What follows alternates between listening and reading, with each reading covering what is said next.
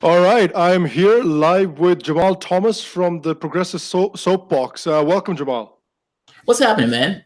I'm great. I'm great. Thanks again for doing this, man. I appreciate it. No, it's my pleasure. I mean, you came on my show, and if I'm being honest, I would have came on the show even if you hadn't came on my show. but it's only fair. I appreciate you coming on my show, talking to my audience, and explaining stuff to me. So the least I can do is come on. Yeah, man, and I like talking to. I generally like talking to people, and I watched a couple of your live streams, and you genuinely come across as someone that wants to know. You know Yes. that there are two kinds of people. There are two kinds of people on YouTube. There are two kinds of people in the podcasting sphere. There's one kind of person that aims to be the know all, that's supposed to know everything and have all the answers. Then there's another kind of people who are genuinely learning as they go along, and Yes. that's why I really wanted to talk to you as well. And I've been in the US for about a couple of years now, and i've been I've had a passing interest, so to say, in American politics. What I find very interesting is the current political climate, because from what I hear all the time is that the current political climate is probably the most partisan that it's been in the United States for a while. Is Yes. that true, or do you think that that's just people making a big ado out of not much? No, I think it's true, but I think it's true for economic reasons. Like I think it's one of Mm, those things where people look for answers, and they look for answers in the context to which they understand it. So you get the situation of people recognizing that there's a problem with the center, that the center is out of alignment with the interests of the American public. You can go down the list, healthcare, education, Social Security, Medicare, those things, they're completely out of alignment with those issues. And so you have this thing where the public itself is looking for something different. And you have Obama who comes in, black, mm, Muslim name. That's change, like as an overt way, and this kind of just overt looking at the guy, it's change. But they didn't get what they wanted. I mean, he had a campaign of hope and change, this mm. flamboyant, dramatic, hope and change. But the reality of it is, when you listen to those speeches, you don't really hear anything. Like there's no substance there. There's no there. And so at the end of a campaign of a guy screaming hope and change in every mic that he can find, you get to 8 years, and it's like, what the hell happened in these 8 years? Right. It's like, yeah, my healthcare bills are still going through the roof despite Obamacare is going in. This guy's been out there drone killing Yeah. one person after the next and invading one country after the next. He was a better manager than Bush. And the question becomes, that's not the hope and change that the people were looking for. So you end up in another campaign with establishment person, Hillary Clinton and Mm, Donald Trump, who, whatever you want to think of them, is change. I mean, and people were willing, on the day Trump got elected, the majority of the people thought he was completely unqualified for the job and still yeah. voted for him nonetheless. Those people were screaming at the height of their lungs for change, and they were willing to put Trump in office to do it. Yeah. Terrifying. I mean, but they were willing to do it.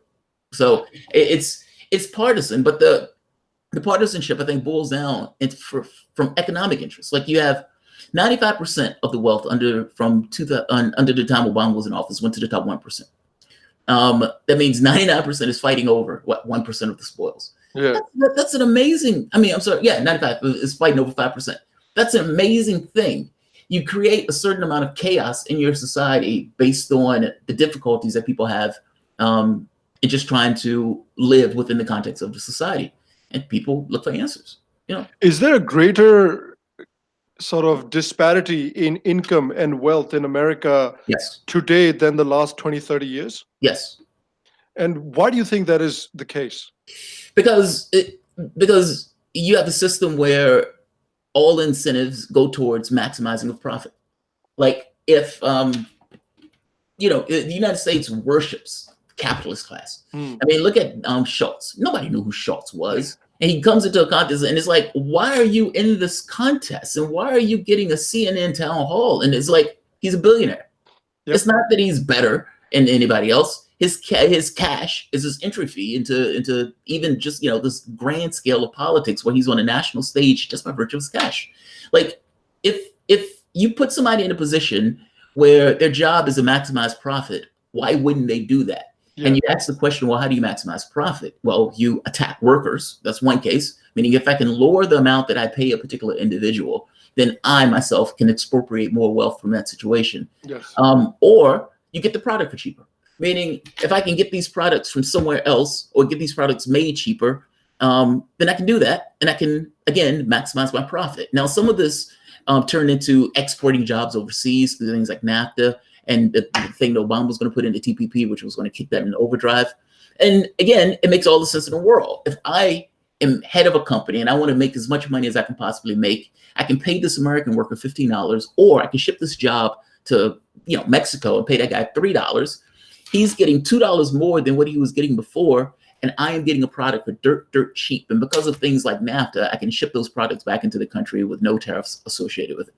Like just the metrics or the system itself perpetuates certain behavior, if that makes sense. It's like if you're the owner of a company, why wouldn't you try to maximize your profit? That's your job.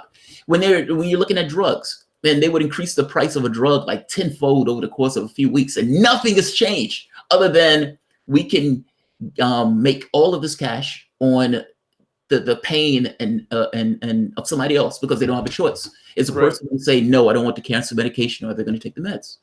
I mean, insulin.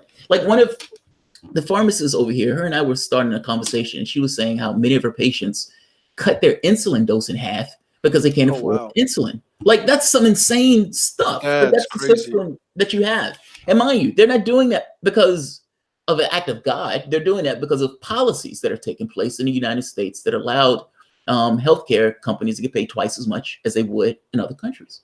Right. Like you have a system that is built to maximize profit, and you have a system in a society that worships this thing of cash. You've lowered taxes on the top 1%. Donald Trump has a tax where he put trillions of dollars on the backs of the American workers while giving these guys a tax cut that they don't particularly need. Even Obama enshrined 80% of Bush tax cuts into law. Donald Trump was cutting the corporate tax rate, and the corporate tax rate has been cut, from 90% under Eisenhower, 70% under Kennedy. Reagan cut it that much further. Like, it's policies that drive this behavior. These things are not necessarily acts of God in the way the system goes. It's policy. So let me compare it to, because I find the situation in the US very interesting, especially when it comes to, the discussion between capitalism and socialism. Is what I see in the US is I see it is either black or white, either capitalism or socialism. What some of the arguments that I've heard. So let me just give you an example and a small comparison just to interrupt for a moment. All societies are mixed. Right. Like I know sometimes people make that argument of, they're, what that guy who's like, I live like a capitalist every day. It's like, I have no idea what that means. It's like, it's a mixed economy. The military is the largest job creator in this country. Medicare, if I'm not mistaken, covers the majority of like more healthcare, or the government pays more healthcare for that stuff. Police force, fire departments, those things are elements of socialism. Social security.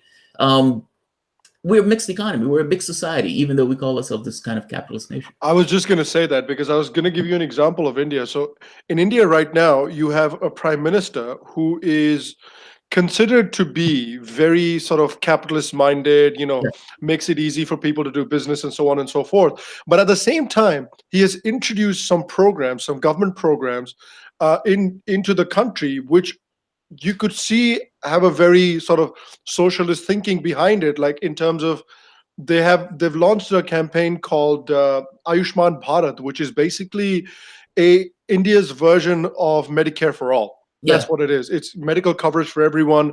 Then, there's programs that are supposed to basically bring in the people that could get left behind as India develops into the mainstream. You know what I mean? And so in India, even the people that are very market oriented or that are very market minded and that believe that the market should take care of things, even those people believe that there's a virtue to these programs, to these government programs, because it is helping people that are most likely to probably get left behind when the market comes and takes over. What I find in the United States, in some circles at least, is yes, capitalism is good, but we want no element of socialism, or let's not call it socialism, no element of sort of, taking everyone together. They believe that the market will take care of everything, and that seldom happens. It's a religious belief. I mean, it's honestly a religious belief. I mean, these guys, it's one of two things. Either they don't care, meaning, look, I just want to get as much as I can get. I don't care about these other people. And in some cases, it's that. I mean, I don't know if you saw the debates where it was the Republican debates. It wasn't this term. It was a few terms back. I think it was Ron Paul was on stage. And they asked Ron Paul, they said, so what? If a person is lying on the street, should you let him die? And Ron Paul, stunned by this. But if you take the extension of what Ron Paul is saying, the answer is yes. Yes. You have some Republicans screaming, you let him die. It's like a red meat crowd where he's like, oh God, you guys are gross. Yeah.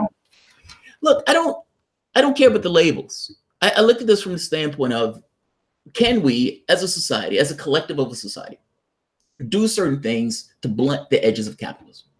The answer is yes. Now, the question is, will we, and do we have the political will to do so? If there is one billionaire, there should not be anybody sleeping on the streets. I mean, come on. Between the point of this guy having $1 billion in the bank as opposed to that person being able to have a house or having somewhere to eat, he should have the basic requirements met, at least for me, from a moral standpoint. Sure. As a society evolves, those are things that I think the society appropriates. I look at it as the human beings themselves do the labor. They do the work. Anywhere that you go and get something done, when you're walking on the streets, that's labor that somebody put into it. That's some research that somebody had to do just to get the chemical mix right. When you look at the power line, somebody had to put those up. When you get, food from a restaurant, somebody has to serve that and make that. Somebody has to ship that. Labor is a component to all of those things. The very fact that you have a billionaire, a millionaire, is purely and entirely dependent upon the labor associated with that person being a millionaire, billionaire. The idea that it's, I guess my point is, there's a social contract between those two things. Meaning, if you're going to make your ends from a capitalistic system, at the very least, there needs to be an acknowledgement that it is impossible to have what you have without either people buying your product or people making your product. There should be this deal, this agreement. I would prefer that the workers and the 99% look at themselves as a collective and acknowledge that, but they don't do that. Our system is odd in the way where it pretends that as if that's not true. And the workers accept an argument from the perspective of a 1%. I find all this stuff to be really bizarre. Like they would say, yes, let's cut taxes. Well, you realize that cutting taxes is also you might get $1 back, but those guys are getting millions back. Right. And the arguments that Republicans make are often framed in this terms of we, when it's not really we at all. It's them and their class. And they try to make certain arguments to try to bring people on board when it's really not for them. I mean, look at Donald Trump. What do you think of the argument that some people make that, putting a large amount of tax on, the sort of rich who make the money is going to discourage people from working hard to make that kind of money because they will feel like, well, what's the point if the majority of what I make is just going to go away? Then why am I working so hard? Do you see any value in that argument? But it's not really the majority, right? I mean, the arguments that these guys make, even like Sanders, they're talking about a top marginal tax rate, meaning the high tax that the people are talking about, like let's say 75%, is on the top part of the wealth. It's not necessarily on the entirety of the wealth, meaning it's not 75% of the entirety of the wealth. It's 75% on wealth beyond a certain number. Let's say if it's like $12 million. Look, the job of the society is not to make people rich. I would argue that the job of the government of society is to a certain degree, a certain amount of social cohesion. And I think you lose that social cohesion as people start to accumulate vast and ridiculous amounts of wealth. When you get to the point where you have that much wealth and they start putting that wealth into the political process where they can pull the levers in a particular direction. I mean, think of healthcare.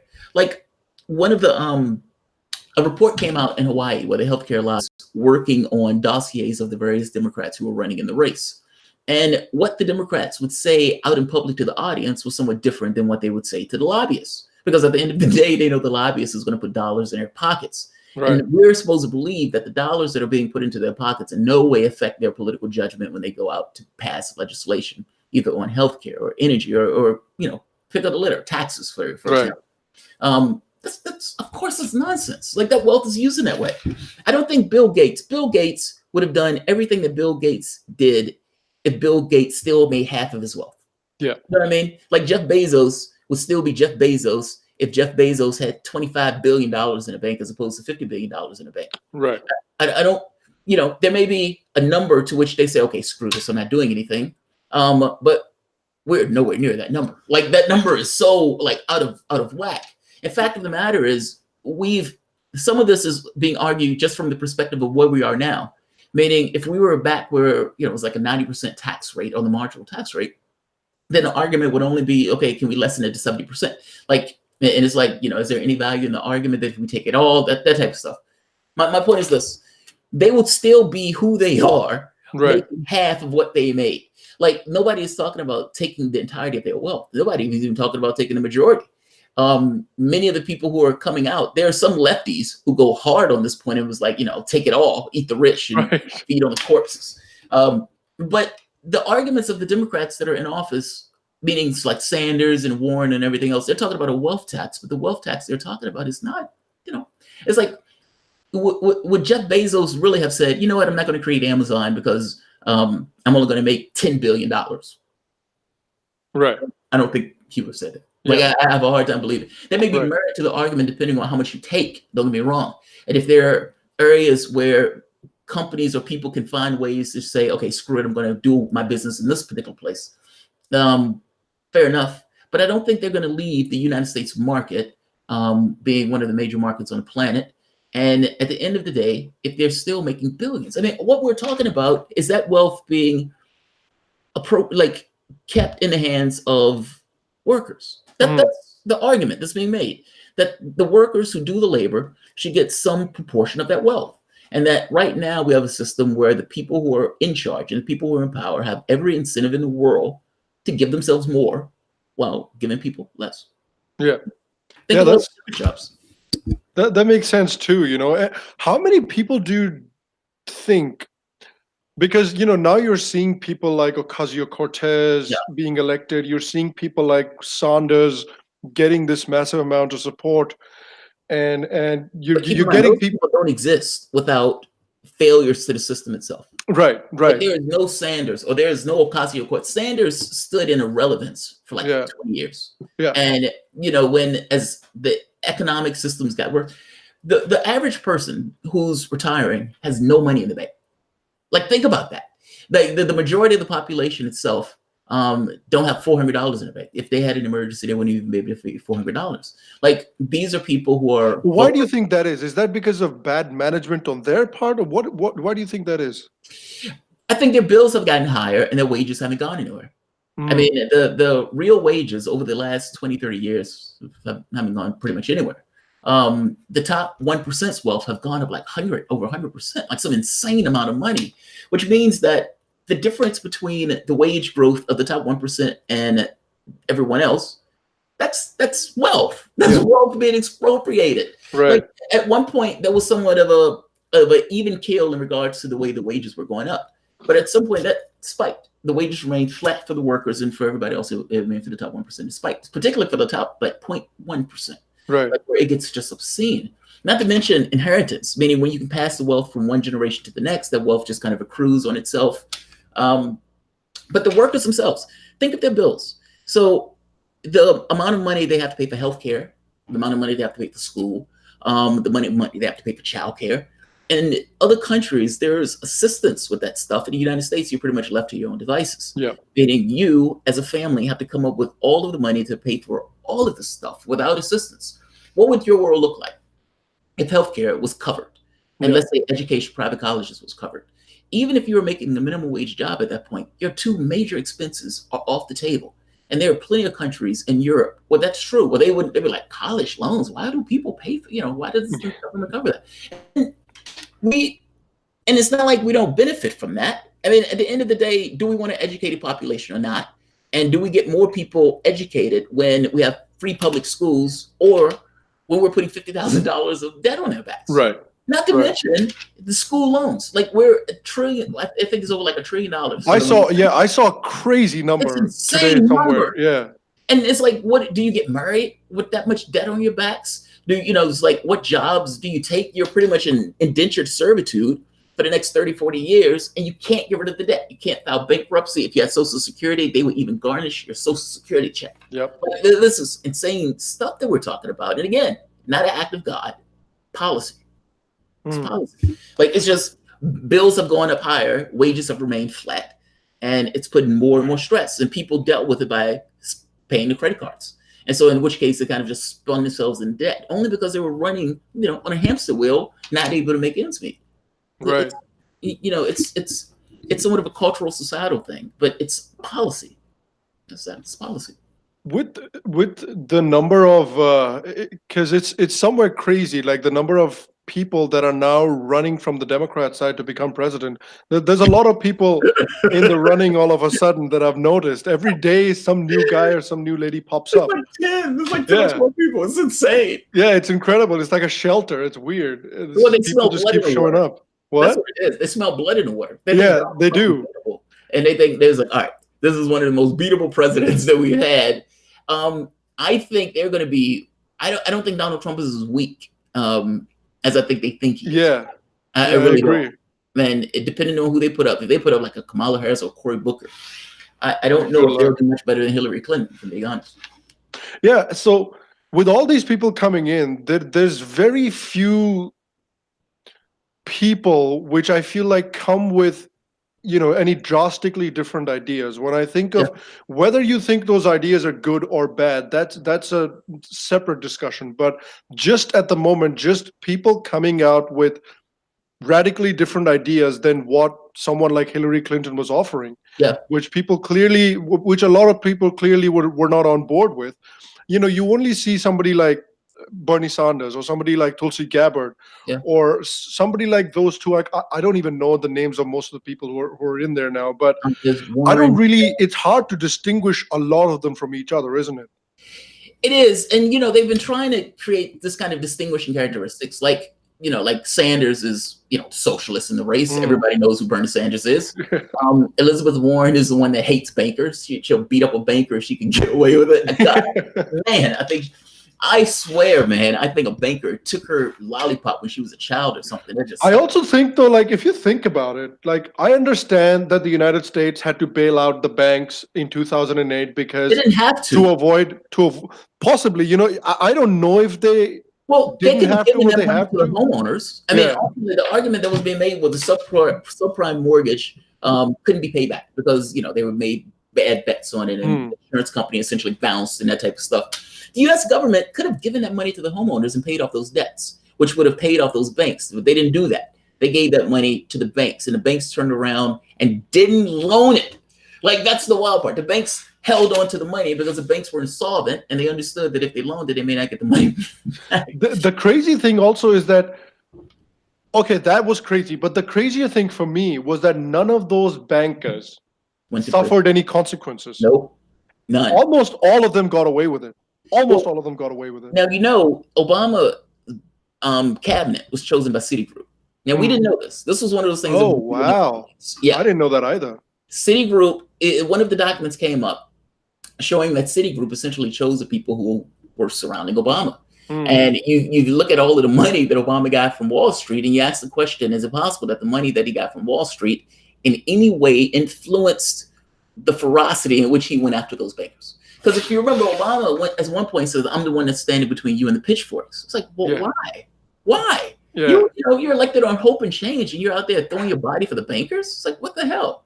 I don't know.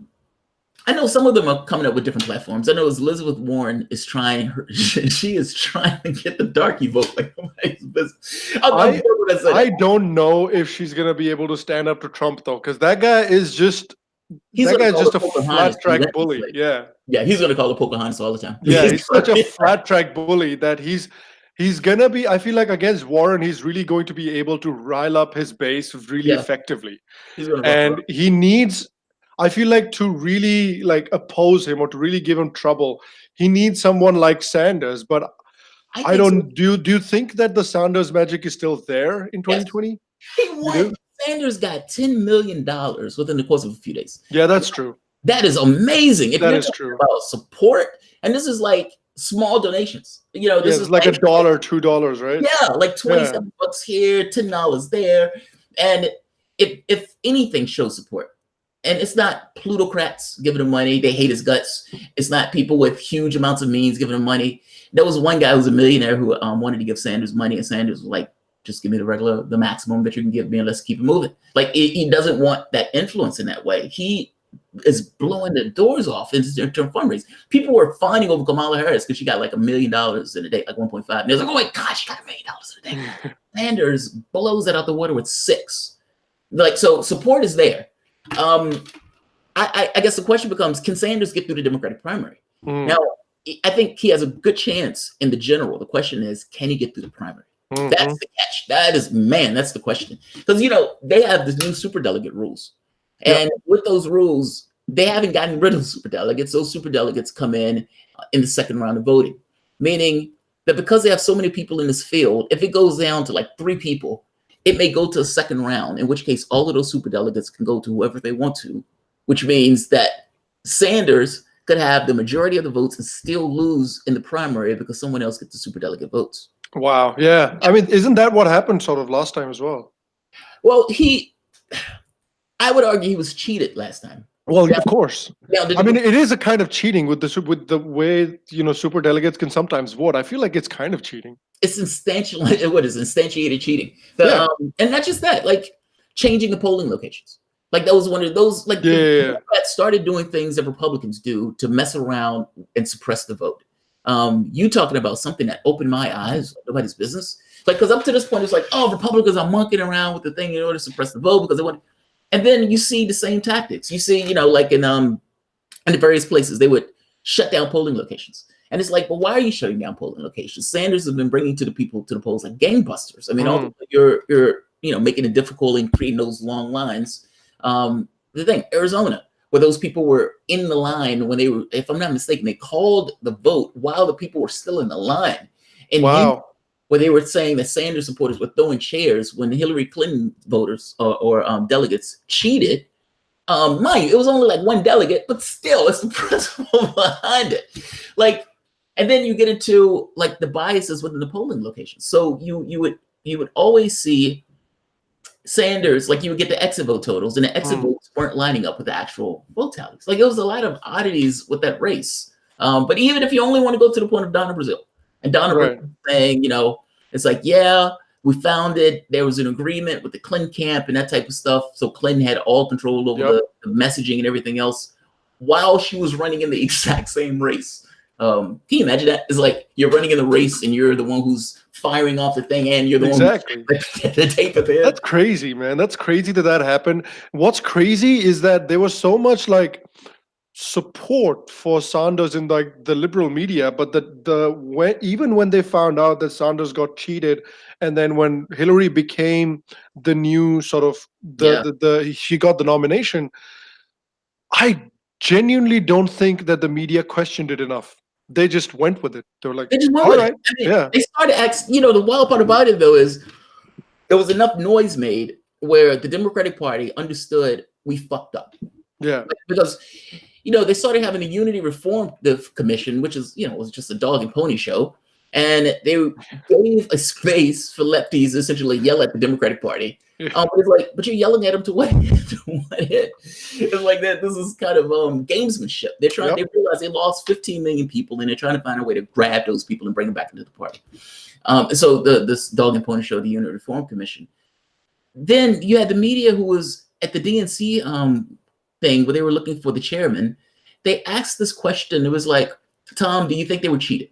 They asked Elizabeth Warren the same question. Elizabeth Warren one day comes out and says yes. The next day, Elizabeth Warren said, no, I didn't mean that. Nope. Yeah, they're looking crazy like nobody's business. Donna Brazile, same thing. Because Donna Brazile comes out and says, yes, I found the cancer that the cheaters ended. And she's like, I didn't say they were cheated. I said the cancer. Like all of these people fell off message and they fell back on message when they realized the messenger wasn't going to work. The media didn't, they would ask the question. They would say, Tom, do you believe Sanders was cheated? That type of stuff. But they didn't harp on it. I don't think nobody really dug too deep into it. They're like, you know what? Okay, Sanders is out. Hillary is in. All right. It's Hillary time now. She was running the race under criminal investigation. Anybody else? Can you imagine if Sanders had an FBI investigation? They would have buried that guy. The media would have buried him. Yeah. The party would have buried him. They would like, he's not even a real Democrat. He's going to go to prison. They would have been going after him. Calling him convict Sanders and all this other stuff. I also think it's very interesting. You know, I've been watching the way the candidates in the Democratic Party for the presidentship. I've been seeing how these people have been treated by the media or different sections of the Yeah. media, and I've been watching how someone like Tulsi Gabbard's being treated. Oh man. Or the lack of treatment, because people aren't even acknowledging that she exists as a person. They're just like, or they attack her. or they're attacking her, yeah, or they're just attacking her. Like the interview that she gave on her appearance on The View, her appearance on MSNBC. I'm just like, so all right, so you guys have your mind made up, and nothing that she will say is going to change your mind, and you've decided that, okay, my goal today on the show is to attack her. That's all I want to do. It's terrifying. Like I realize, I know on my channel, you know, each channel is like your own personal world. Mm-hmm. Like there are people who accrue to your channel, and those people to some degree are attuned, either resonate closely to you or resonate with you in a way where they, to some degree, are entering your world and grasp your world. And like, you know, otherwise they wouldn't be there. It'll just be like nails on a chalkboard. Yep. From my standpoint, I don't like the interventionist foreign policy that the United States takes. Right. And in not liking it, I don't like it because I look at it from the standpoint of human beings. And as human beings, are these things to the betterment or to the detriment of the areas to which we're intervening? And I would argue that we've set fire in one place after the next. I mean, for fuck's sake, they're selling slaves in Libya right now. Yep. Like, so, you know, and this kind of NATO mission is like, was that really a success when they're selling slaves in a place that you've left? Not to mention, I mean, all you need to do is look at Afghanistan today, right? Yes. Look, this is probably the longest war that America has ever been involved in, the war in Afghanistan, and Iraq's getting right there too. And how much can you honestly say that there has been change in Afghanistan? Because Trump's talking about getting troops out of Afghanistan. And you have Taliban in Afghanistan already licking its lips, just waiting for the Americans to leave. You have Pakistan, and you have the ISI, which is the intelligence division of Pakistan, of the Pakistani army, that are licking its lips. They're saying, you know what, this is our time again. We get to control Afghanistan again. And so if you're in a situation where you leave after nearly a gap of 20 years and things are exactly being back to what they used to be, how much success have you had? You know? It's such a bizarre thing, right? It's like we have so much success, we're gonna have to stay here forever. Like it's a nonsensical, it's a nonsensical premise. Like John McCain was asked one day when he was during the election, it was like, how long do you stay? And John McCain said like 100 years. It was like, what? What are you talking about?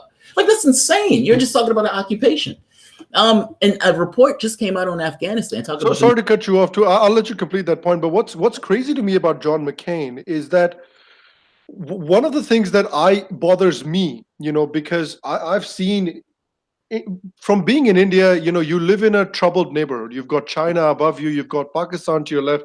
Both of them are crazy countries. So you keep getting into trouble, and your army is involved in some kind of skirmish or the other on the border every now and then. So you see how tough the life of a soldier is, you know. And what's crazy to me is many of these people, including John McCain, who are soldiers themselves, who have served themselves, but are still willing to risk the lives of soldiers, knowing what can happen to soldiers mentally and physically in those prolonged wars, and are not willing to bring them home. That's the part that boggles my mind, is because you're putting soldiers, good men and women, at risk for what? You're assuming they care. Like, you know, like, because I feel like soldiers would care. Ex-soldiers would care. That's what I feel, you know? Some may. I mean, you know, I think sometimes you have this, the further away you are from a decision, you know, the more diffuse it becomes from the consequences. Yeah. So it's like you can sit in Congress and you say, yes, I'm going to vote yes on this. And it seems like the most mundane thing in the world. You go eat a sandwich for lunch and you go home to your wife. But the thing that you just said yes on is kills like 1,000 people. Yeah. Like it's almost as if we separate what people do from the real world consequences of what they do. It's like you're playing an MMORPG, you know? It's like you make a decision and then the game deals with it. Yeah, you're just going about your business. And it's like, but you're creating chaos. Like it's like there's complete and utter chaos. There's no war that John McCain was against. You know what I mean? Like he used any military conflict they were against. So also, some of these people have in their heads that it is America's place to do that. Mm-hmm. That it's like it's our job to be policemen of the world. And from a cultural standpoint, it seeps into the culture. So it's like something happens in the world, and it's like, oh, the United States has to do something. It's like, why? Why? It's like, what are you even using to do that? What constitution are you using that says you can just willy-nilly go into another country? Like, what belief are you using?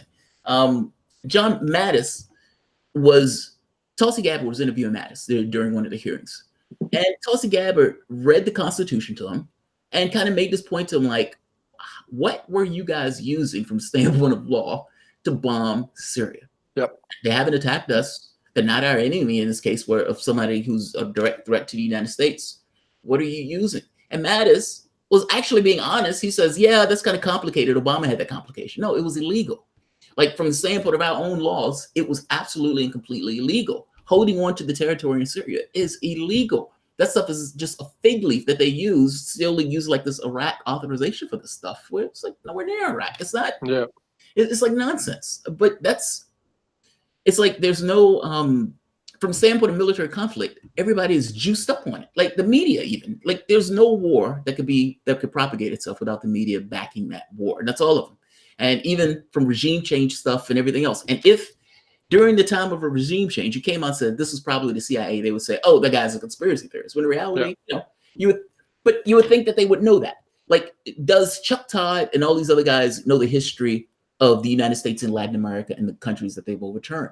And if they don't, why the hell are they on the news? Yeah. If they do, they're being massively disingenuous when they're given a particular position. Like it's Donald Trump always calls it fake news, and they hate that. But there's a reality to him calling them fake news. Not all of it. Don't get me wrong, but sometimes it's not the things that they tell you; it's the things that they don't tell you. Sometimes the things that they don't tell you are vitally important in order for you to understand the situation. And in this case, dropping the history of the United States and Latin America, or for that matter, that Afghanistan used to be a decent country, that that Iraq or was it? Yeah, Afghanistan used to be somewhat of a decent country. Same thing with Iran. Iran used to be a secular, country to some degree. Like there were some of these fires that were set. Sometimes people say, "Oh, those countries will always be that way." It's like, but those countries weren't always that way. Like, and also, I mean, there is some virtue to that. The reason why I say this is because, when we were just talking about, some economic solutions for the US, and we just sort of, what we talked about was basically a one size fits all approach does not apply to economic problems, know? And so the approach that works economically for the United States might not apply to Peru, or might not apply to, I don't know, Saudi Arabia, whatever. And then we think at the same time that one size fits all approach, that democracy, the way America knows it, will apply like for like to Iraq. Yeah, and it's never seen a system like that. That country has never seen a system like that. Well, not to mention, it's not about business. Yeah. Like it's like we were talking about Venezuela before we started. And it's like, if Venezuela is not attacking me, then I don't care what the government of Venezuela has organized itself. Now, don't get me wrong. I don't want it killing people. I don't want hurting people or injuring people. All things being equal, I would prefer people to have choice in regards to who's in power. But that is for them to make that choice. That is not for me to make that choice. And I don't want to spend money, blood, treasure, in trying to tell another country how it should be organized. Again, if it's not threatening me. It's one thing if it's like, this country is a direct threat to me, then fair enough. Then at that point, you have somewhat of a pretext to act. But oftentimes, the humanitarian cause has been bastardized into creating a pretext for war. So Saddam becomes this monster that has weapons of mass destruction when he doesn't have weapons of mass destruction. In Vietnam, apparently we were attacked by the Vietnamese, in which case we weren't really attacked by the Vietnamese. What's his name? Pompeo is saying that Iran is in Venezuela, which necessitates, like, some of this stuff is mental. Bush tried to paint the United States flag on the side of an airplane. So, with this idea of trying to create a pretext in order to invade Iraq, you can have a litany of these. Turkey was caught on tape, or Erdogan was caught on tape trying to call a false flag in Syria, saying that anything that we do could be put under the guise of Al Qaeda. The United States under Twitter, not Twitter, the JFK, one of the files that were released showed that the CIA was talking about bombing a boat, either real or imagined, in order to create a pretext in order to invade Cuba. Like, these things happen, and people do these things. Right now, at the border of Venezuela, they're trying to create this thing of, oh, they're burning humanitarian aid.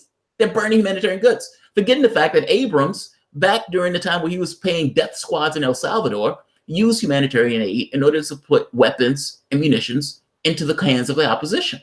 Right. U.S. military transmitted those supposedly humanitarian goods.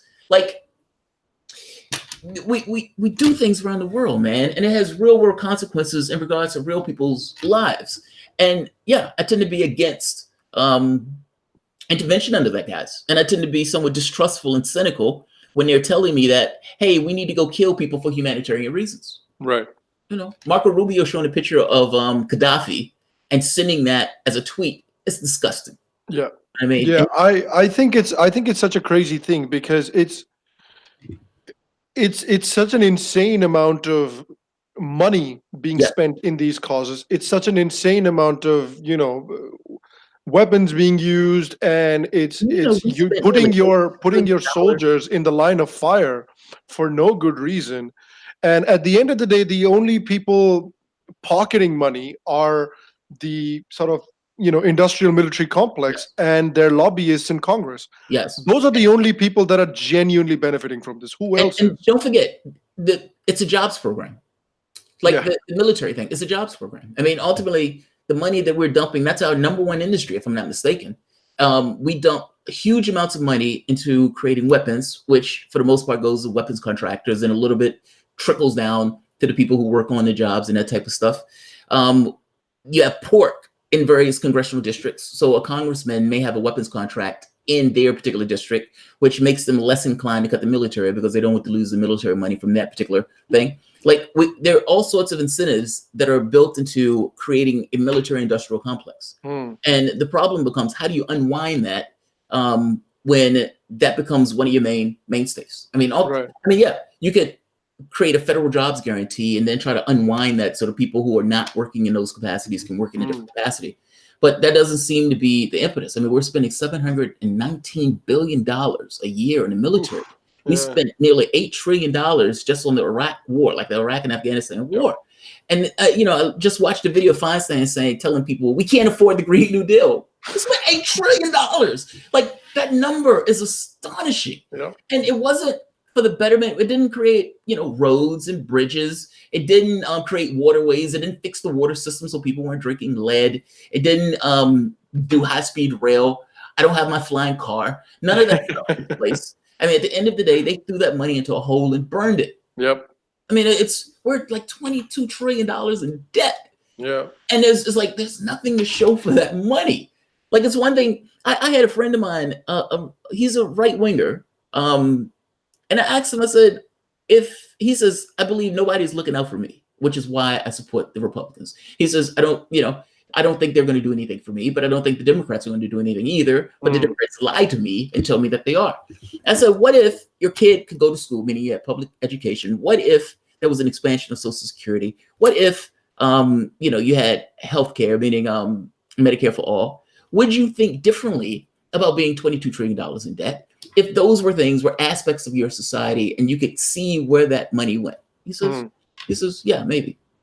Yeah. Shocking answer, but he said, yeah, maybe. I suppose he wouldn't be the only one. Yeah, I understand that as well. It's just a question of now, people that actually want to achieve those goals, are they going to get a shot at democratic leadership? And that brings me to another question, right? That's the question. In your experience, as long as you've watched American politics, what sort of a chance do you think someone like Tulsi Gabbard has? Because that she's someone that confounds Democrats and confounds Republicans. Yes. B, has policy ideas that make sense but would hurt a lot of vested interests. Yes. So what kind of a chance does a person like that stand? Like Tulsi Gabbard? Like Tulsi Gabbard's realistically. biggest problem is getting through the primaries. I Mm. mean, ultimately, you have a lot of Democrats that hate her guts. Yeah. And like the media hates her, and media hates part her. of the media either ignores her or just straight up hates her. But this kind of explains why Sanders talks the way he talks. Like if you notice, when Sanders is talking about a subject, Sanders is well versed on these subjects. Like, so he could probably tell you chapter and verse of the U.S. military interventions into Latin America, and even in Southeast Asia. Like, he could probably read chapter and verse, meaning he knows. And yet, when he talks about these things, he talks about these things in very specific ways. Maduro is a horrible dictator. He's a horrible guy. He doesn't wash his hands, and he slaps kids. But we shouldn't intervene into those affairs. He would say the same thing about Syria. Bashar al-Assad is a brutal dictator who beats his wife. But he would say stuff like that, always adding a but. We shouldn't intervene into the affairs. He does that in order to avoid what Tulsi Gabbard gets hit by. You know what I mean? Tulsi Gabbard gets hit by, oh, you're a Assad apologist. Well, if you're trying to pass Medicare for all, it's somewhat of a pain in the ass to have to continue to get that junk off of you before you can even advance your own objectives in regards to what you want to do. Yeah. Sanders takes a particular tack. That tack aggravates the shit out of me. But that's the tack that he takes in order to deal with it, to talk about his issues. I think even Tulsi Gabbard says that, I'm no fan of Assad. Assad's not a good person. But at the end of the day, we need to look out for the Iraqi people and the Syrian people as well. We can't just military and the US as well. There. Like Tulsi Gabbard is absolutely right on this, but they smear her. Yeah. And she continuously has to make this argument. That will argue is just flat fact right. This thing of the interests of the United States, meaning the American people, not the top 1%, not the people who are in these weapons contractors, but the interests of the American people are not served in these affairs. Yep. The amount of money that we're spending, the amount of people who are getting injured and screwed up in the head in regards to these conflicts, and many of these conflicts are wars of aggression. I mean, even calling the Department of Defense is somewhat disingenuous. It's Department of War. It's what it used to be called. It's what it is. Tulsi exposes that for what it is. And she says the most honest thing in the world that people run away from as if she's insane. Her thing is, it's nothing to do with whether Assad is a good or bad guy. It has to do with whether or not we have just cause to go into the country. And the same thing with Venezuela. It has nothing to do with what you think Maduro is a good or bad guy. It has to do with what fig leaf of law are you using to attack this country. You're breaking all norms of international law in the way that we've been going about our affairs around the world. We've taken this as like a superpower, and it's a unipolar world, and we can do whatever we want. Tulsi kind of makes the point that we need to stop that.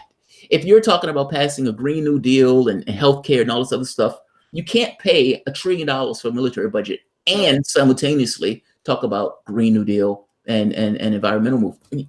You can't do it. Like, there's no way you can do both. Martin Luther King used to say the same thing. Yeah. Part of his reason for coming out against the Vietnam War was there's no way you can have this much conflict around the world and simultaneously deal with the needs of the people in your country. You can't do both.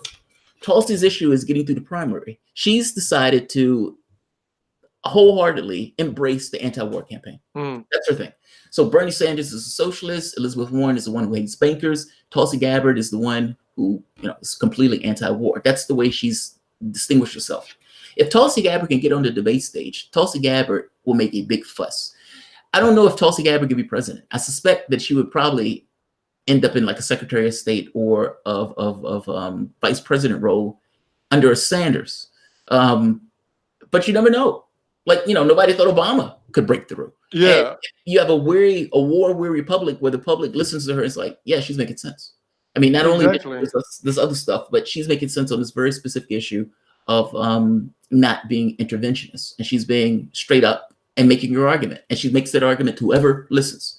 And she's right about that argument, even though they smear her with that stuff. What I find interesting about that as well is that I feel like Tulsi, it might be too early for Tulsi Gabbard in 2020. But what I do feel like is that I'm glad that she's out there right now talking about the things she's talking about, because she's going to let these issues and these things that she's talking about marinate in the minds of the people in time for the next elections. And I want her on the debate stage. Yeah. Like, I want her on that stage when somebody brings up, foreign policy, and Tulsi Gabbard is, I look at this from the point of view of a soldier. I was over there. Soldier is a hellish life. If you're going to use a person who dedicates his life to the U.S. military in this way, you should use that person for things that you need that person, not just willy-nilly foreign policy affairs, either for capitalistic expansion, like taking resources from places like, when they went into Syria or when they went into Iraq. One of the people, or Libya, I'm sorry, one of the close standing behind them were like oil contractors who could get the oil. But that's not for us, if that makes sense. Like, that's not for the public itself. Her putting that into the public consciousness, especially for a right wing and a left wing that has decided that they're sick of war. Like, even the right. Like, there's a video of Alex Jones where Trump bombs Venezuela. No, he bombs Syria. And Alex Jones comes out and flips out. Yep. And, usually he's off his rocker. He's like, they're, gay frogs and aliens, eating babies and stuff. But in this one, his argument was, how are you doing this? Yep. The Russians have helped us. You're going to start a war. And, we shouldn't be engaging into these military affairs in this way. And was an outright attack on Trump for doing so. Like, you have but he did that because his audience was against those interventions, if that makes sense. I mean, yep, it does. Our argument works for a right wing and for a left wing. And I've heard people who were on the right love her because they were sick of these military affairs. I do agree with that, and I think that's why her entry is important because it gets people thinking about these things, and maybe not in 2020 because maybe it's too soon. Who knows? But maybe in 2024. Secretary of State. Right. Amazing. I mean, like, that was an extraordinarily powerful position for her, either as a platform or That's what I was going to say, that it gives her a platform, it gives her a public position, and then secondly, it gives people time to understand her point of view, that, okay, she's not anti-war, she's anti-interventionist wars. Yeah. Like, she doesn't say that America doesn't want to fight, but she says that America doesn't want to fight the battles that it shouldn't fight. Yes. That's what she's saying. And I think, that there's a key difference between those 2 points. So I think it'll be interesting that somebody like that is in the national consciousness and is making people think about these things. I think that can only be a good thing. And I dare say that it could even be something that could get, conservatives and liberals to maybe agree on certain things. Yeah. I think they do agree on that point, though. I mean, like, I've had arguments where, I'd be arguing with somebody, but when it gets to this issue of intervention, it's like, I agree with that point. We shouldn't be, knocking these countries over. And even Bannon, Steve Bannon, when he was in the Trump camp, his thing was against these wars. And even Trump, if you remember, he started off like that. He started off as this kind of peacenik because Hillary Clinton was going to start a war with Russia when she shot down a Russian plane, put it in a missile defense shield in Syria. Like, so when Donald Trump started off, if you remember, he was like, he wanted to be more conciliatory towards Russia, which meant less hawkish in regards to Syria. He was a hawk with regards to Iran, so don't misunderstand me. Yep. But from the standpoint of Syria, I think he understood it is easy to screw up and get into a larger conflict on something like that because Russians are in Syria. They made their position clear. They've stabilized that government, and God bless them for doing so. It's not our business to get involved in these affairs in this way. There's a difference between a just cause and a just war, right? Just because, this is a horrible guy, this is a bad guy, he slaps his kid, et cetera, et cetera. But is that justification to go and take that guy down? And if so, what justification are you using? And if you're using a justification for him, why not Saudi Arabia? Why not Erdogan? Exactly. Why not, Sisi and I mean, countries like Saudi Arabia and Pakistan offer much more or produce much more in terms of terrorism and global issues than a country like Syria. It does. Syria is hardly a player in that way. But Saudi Arabia and Pakistan are much more bigger players. Well, but it's not about the terrorism. I mean, like it's literally about taking down Assad. The CIA was putting in money and weapons in order to take down the Assad government. And it was using this, the civil strife to do it. Many of these things don't necessarily start off just on square one. Sometimes it's something that takes place in a country where somebody can take advantage of the thing that's taking place. So in Maduro's case, like in Venezuela, you have somewhat mismanagement of the economy. Nothing to do with socialism at all. And you can make an argument that that country is less socialist than France, just based on the stuff that they've nationalized as opposed to not nationalized. But they've tethered their economy to oil, and when the oil prices dropped, because the United States was pumping a huge amount of oil up, well, their economy went into crisis. Well, it's like, how do you fix that? You don't. From saying about the United States, great. We can blame socialism for this. We can attack Sanders for this simultaneously. We could say that this is what happens when you have a socialist government. It just collapses on this way. People have no idea. You know, they don't look into it. They just hear what the mantra over and over and over and over and over again. Socialism did this. Socialism did this. Maduro's a bad guy. Maduro's a dictator, etc. Missing the point that Maduro was getting elected, that the United States have been intervening into the affairs to make that situation worse and to keep that situation the way it was. Right. It's Tulsi Gabbard's position needs to be elucidated, and it needs to be on the debate stage. Like, I agree. She announced I gave her money because she needs X number of donations to get on the debate stage. And God, I want her on that stage. I did too. Simply because I just want her to be able to present her view on a big stage like that. I want people to be able to hear. Yeah. Like logically, it makes sense. I just want her to be able to, I want people to be able to hear her, and I want people to be able to just try and understand what she's saying before you rule her out completely. That's literally all I want. Yeah. And look, Jamarl, I know you got to run, mate, but it's been a really fun time chatting with you, and absolutely. I would like to, maybe in the future, as these things keep developing, I'd like to do another chat with you about how the election process is going, how the candidates are coming along. I really enjoy talking about this stuff, and it's fun. I'm of course game. I do this stuff like almost every day. Yeah. I'm gonna have videos later tonight, and it's gonna be in for the next so and so for forever long. And elections are like carnivals to some degree, like holidays to me. So when they have like State of the Unions and all that other stuff, I love it. I get a kick out of it. So just let me know. I'm absolutely game. Yeah, man. All right, let's do it. So, all right, Jamarl, again, thanks very much for doing this, guys. Please go and follow Jamarl. His show is called The Progressive Soapbox. It's on YouTube. I'll provide the link in the description below. Make sure to go check it out. There's a lot of good stuff. Smart guy. And I really enjoyed talking to him. And most likely we'll do this again soon. Absolutely. Anytime you want. I mean, we're going to have an election season. I mean, just think, this election is like 2 years off. I know, we're already jacked about it. Yeah. Like, how do you keep up that pace? Like that, because these guys are going to be going from state to state to state to state to state, and rally after rally after rally after rally, and do this for the next 2 years. 2 years, man. Yeah. That is a brutal campaign season, man. God, it's brutal.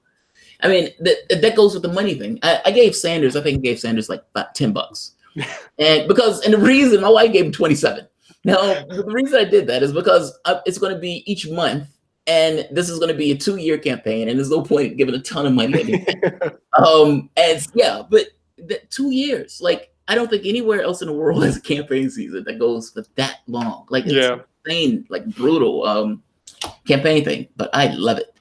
Man, it's gonna be fun. It's gonna be fun, and it's gonna be fun to follow it as well. So, there is a potential for change. This is the first time in my lifetime where there is an actual, real potential for change. I mean, whatever you want to think about Donald Trump may be different from the standpoint of rhetoric. Like, he's gross just in the things that he says and that type of thing.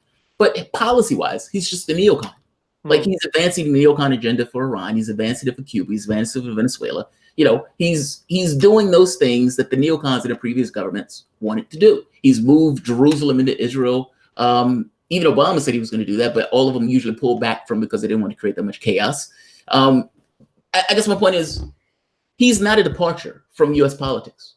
He is U.S. politics. For them to say, oh, he doesn't represent our values. No, he does represent the values of this nation. He is this nation. He's the president of the nation. He's the person they chose. But there's a potential for change. Like, there's an argument that the only reason that a right-wing populist gets in is because the left wing couldn't find a solution, because that's the wheelhouse of the left in this case. And you have somebody who's a real lefty, like a true believer, like Sanders, whatever you want to think, was a true believer. He will reshape the DNC just because if he wins the presidency, he gets to choose the head of the DNC. Yep. And then you get to this thing of the president using the mob in order to affect an agenda.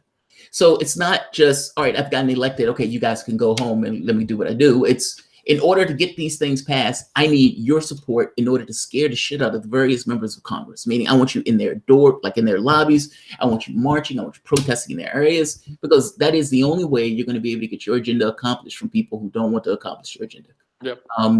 That is a fundamental shift in the political space. I mean, even for the last 8 years, think about when Obama first got elected, public option was off the table. Nobody was talking about expansion of Social Security. He was even talking about cutting Social Security. None of that stuff was on the table. And within the context of 8 years, the argument that Sanders has made has exceeded itself to the point where that's the argument. Like the $15 minimum wage thing, that's been enacted in various states across the nation. Even Amazon itself got browbeaten to doing it. And it's something that he wants to make into law. The Medicare for all thing, again, something that people have become the discussion, almost like a litmus test. Right. The expansion of Social Security, all those things have become the agenda that Sanders is trying to push, and he's been honest and open and has defended it outright. So this is like the first opportunity for real change within the context of my lifetime. So I'm somewhat excited about that. No, it's going to be fun. It's going to be fun to follow, and it's going to be fun to sort of talk about it in the future as well, about how these things are shaping up. Yes. So yeah. So again, thanks a lot, Jamarl, for doing this. Guys, if you enjoyed today's episode, make sure to subscribe to the YouTube channel. Make sure to share this video if you find this useful. And I will see you guys for the next episode. Until then, stay happy, stay healthy. I'll see you guys soon.